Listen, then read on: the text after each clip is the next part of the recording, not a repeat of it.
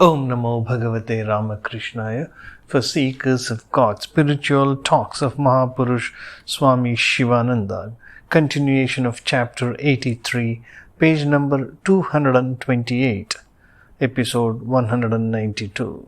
Mahapurush Maharaji speaks about Swami Vivekananda's fervor in speaking of Christ at Artpur and why missionaries' efforts in India have achieved so little. Mahapurush Maharaji continues, "We came to know later on that was the Christmas Eve, and yet we had no idea of it earlier.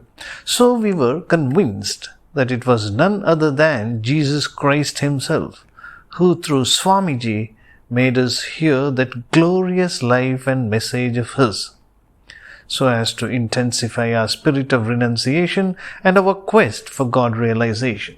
While at Artpur, the firm determination grew in us to take the vow of monasticism, vows of sannyasa, and organize a collective life. As a matter of fact, the Master Sri Ramakrishna himself had made us monks. That idea took firmer roots at Artpur. Jesus was a prince among monks, a shining star in the firmament of renunciation. One cannot fully appreciate his wonderful life and unique message, so distinct from common life as they are, unless one is a monk oneself. We can understand the Master, Sri Ramakrishna, just a little, because we had the good fortune of seeing him and living in his company. But how can ordinary people appreciate Sri Ramakrishna? Even the immediate followers of Jesus Christ could hardly understand him. And as for the Christian priests today, they have scarcely any idea of Jesus. They have scarcely any idea of him. They can hardly realize the distinctive contribution of his life. For most of the Christian preachers today lack that spirit of renunciation and intense spiritual struggle, that power of discrimination, viveka, and that longing for freedom, vakulata, from the meshes of this world. As for Indians, they know what true religion means and how to live a religious life. As a result, you can judge for yourselves the degree of success attained by the Christian missionary attempt at conversion during the last 150 years. It is almost nothing.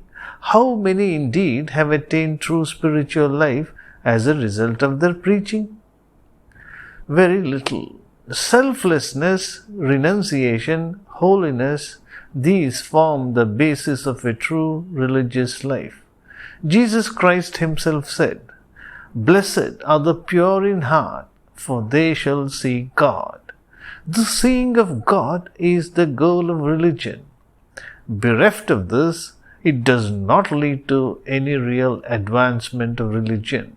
If one merely organizes big churches and registers 1 million persons as followers of those churches, all these may have some worth in the political field, but they are of little consequence in the domain of religion. If I can succeed in transmitting spirituality to even 10 people, said Swamiji, said Swami Vivekananda, I shall feel my endeavor amply rewarded. The real significance of this utterance is that it is extremely difficult to lead a truly spiritual life. Religion is realization. Among the Christian preachers, there are great intellectual people who are well read and well informed. But all these would only have been a real acquisition if they had been associated with the spirit of renunciation and sincere spiritual effort that Christ preached. To be continued. Om Shanti Shanti Shanti. Harihi Om Tat Sat. Shri Ramakrishna Arpanamastu.